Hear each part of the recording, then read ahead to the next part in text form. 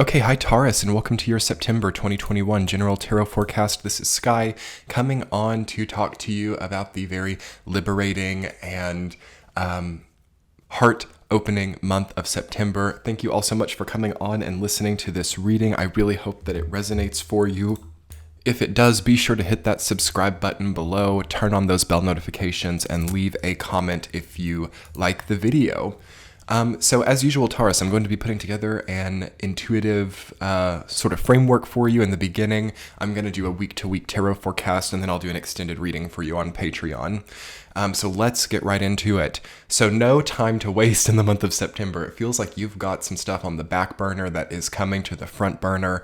It feels like you've got some restrictions, limitations, confinement, self-defeating attitudes, fears to overcome right at the beginning of it, and you have some happiness to pursue. Okay, so I feel very strongly for Taurus. The psychic energy is coming in prolifically.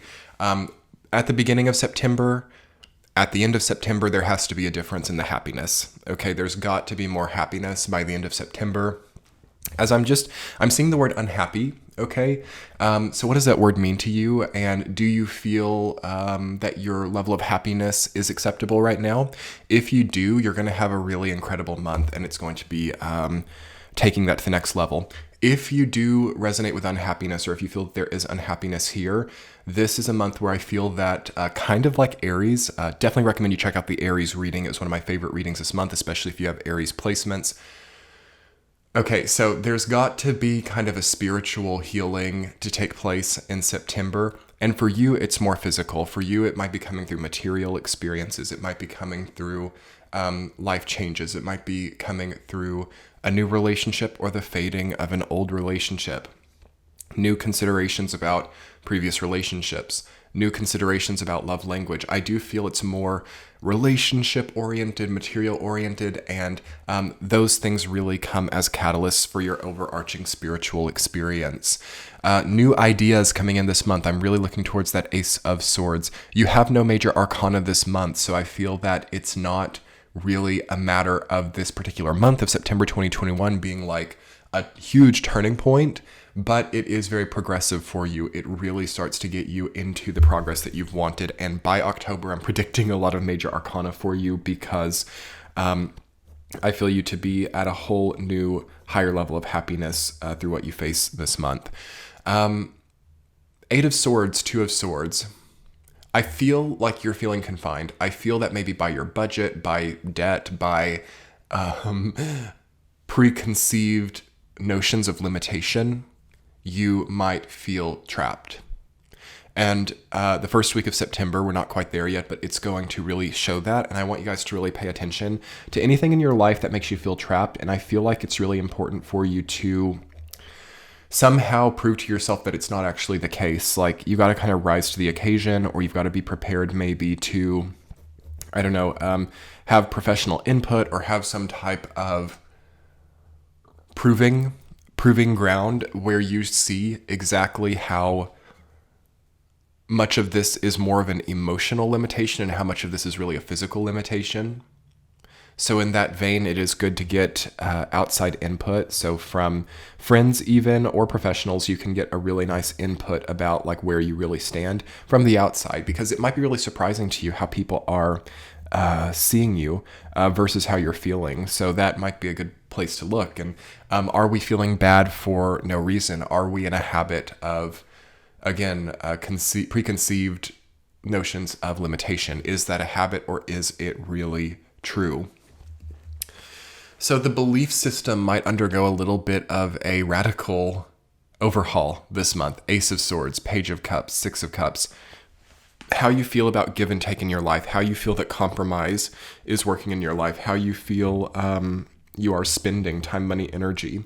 These things might have an overhaul, and it's going to get you to a much more major point of transformation in the month of October, because we will in October move into Scorpio season, which is going to activate your axis. We're going to have oppositions to Uranus. We're going to have a major time for Scorpio and Taurus people. Any other intuitive messages that I want to talk about for you before the week to week? It's kind of like nitty gritty small things this month. the devil is in the detail, per se. I don't feel that you are having any crazy experiences or that anything is like wild, but nonetheless, it kind of feels that way to you, even though I don't really think it's like maybe mirrored in actions of other people or, the existence or non-existence of a monetary problem. It's not really like that. It's more like nitty-gritty details that you are really feeling to their max. 8 of Swords, 2 of Swords, 7 of Pentacles, 6 of Cups. It's like there's so many little things that you might have to be focusing on. And you can't really decide whether they are confining, whether they help to elevate you. Like you're kind of just like bowled over a little bit by little things. So I think that there almost has to be like more Sagittarius people in your life or something. Knight of Wands coming up is a very nice thing to see how certain other signs or certain other people aren't so bothered by details or aren't so overwhelmed by minutia, so that you can stop being overwhelmed by minutia as well. Also, there might be something that has to be given this month. 6 of Cups, you're giving something over to another person, perhaps. There's some kind of exchange. There's some kind of compromise. It feels like you might owe something or somebody might owe you something. So do watch out for debt, okay? Watch out for people like requesting loans or also for spending from your future without necessity. Okay, that's another thing to be careful with this month. It won't give you maybe the big change that you expect. So let's get into this week to week. Week number 1, you've got the 8 of Swords rooted down by Knight of Wands. Okay, so you got to kind of creatively overcome this entrapment. Okay, there's some kind of entrapment in the first week of September that might have been here for a very long time.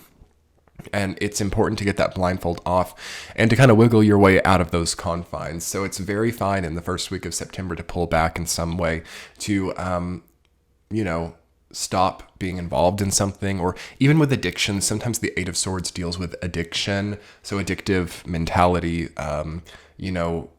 constant self-sabotage, constant self-fulfilling prophecies as well. Also, not allowing yourself to face your creativity. Something about the 8 of Swords to me is like not allowing ourselves to look at something because she doesn't seem in that card like desperate to escape. Like she's kind of accepted that she's like, bound up and there's kind of a passive kind of stillness. And that could mean a lot of different things. That could mean that she's, thinking, that she's contemplating how she wants to react to this situation. It could also mean that she's accepted that she can't change her lot. Although it doesn't seem like she can't actually. So there can be like an acceptance of limitation that doesn't exist with the 8 of Swords. Like thinking, I'll never be able to overcome this habit. I'll never be able to get out of this relationship. I'm never going to be able to get out of debt. But in reality, it's a lot easier than you think. Knight of Wands means you got to really want it. You got to have a solar plexus activation and like get yourself where you want to be.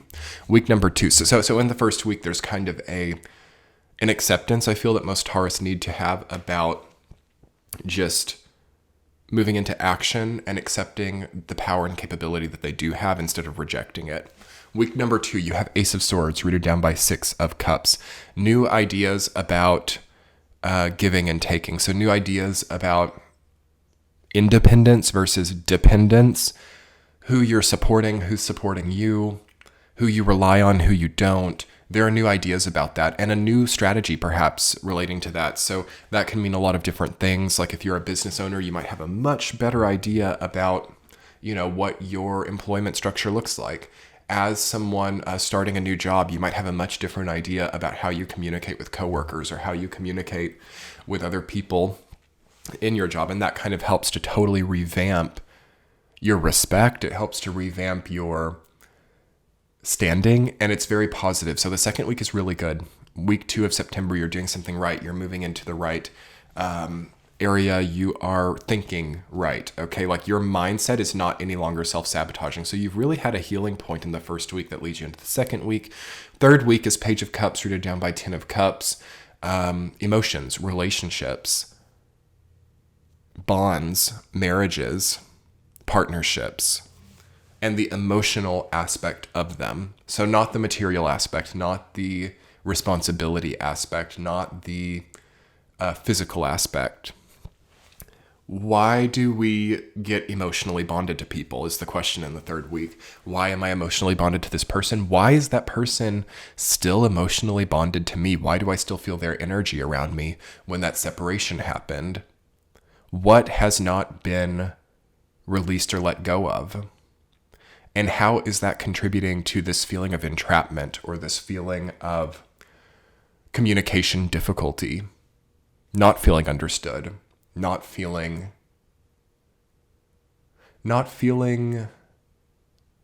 empowered by your circumstance. I feel that maybe you've got a lot of bonds that are still activated and your energy could still be moving through those. How can we fix that?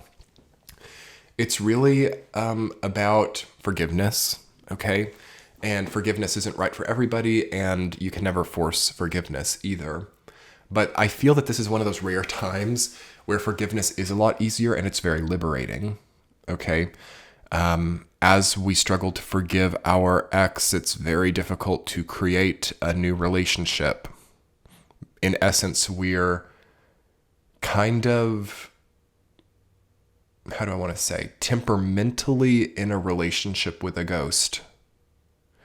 It doesn't mean that we still want to be in the relationship with our ex, but the relationship still exists. Relationships don't have to be positive. We can have relationships with people even in estrangement. And estrangement is still a relationship because, in fact, it's one of the most bonding, active types of relationships karmically. Of course, there are times where that's necessary, but it feels, especially if you've struggled with estrangement or if you've struggled with abandonment or any type of very strong detachment that still seems to be having an impact in your current life, even, with passage of time, there's an importance for forgiveness. Even if those bonds can never reclaim or come back together, that's okay. Sometimes things really do have to be permanently dissolved, but without forgiveness, it's as if they are still, a prevalent daily aspect of our energy. And forgiveness doesn't mean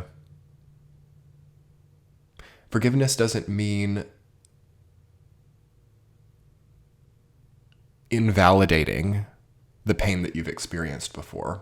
I think that that's an important thing to think about forgiveness in this time. It doesn't mean invalidating yourself. It doesn't mean abandoning your pain. What I feel forgiveness to mean right now is, to some degree, an understanding of poor decisions made by other people. Again, not a validation of those experiences, not an acceptance of them, but it's kind of strange. It's almost like you have to not empathize with difficult things of the past, but there's almost a power that comes from them that has to be acknowledged. This is kind of very difficult for me to explain. I feel it's very simple when I feel it on the inside, but I'm trying to articulate it, so bear with my articulation. There's an empowerment that is actually waiting very quickly through forgiveness, and it gives you more because the karma comes back. But it's difficult to accept the positive karma based on a previous negative experience if we push through no forgiveness. If we're unforgiving, we are delaying that karma, which maybe has its own merit. I don't know. But I do feel that basically you can really achieve some positive karma in the third week of September through,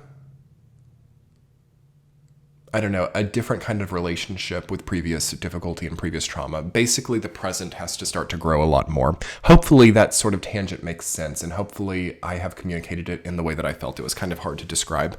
But basically, in layman's terms, I do think we have a different type of relationship with forgiveness coming in now, and I do think that it's very giving and very liberating, but it does seem to hinge on some process of relinquishing some of the space that those grudges of the past fill to give them over to new purpose. So week 4, you have 2 of Swords rooted down by 7 of Pentacles. It's kind of like you're really freed up by then.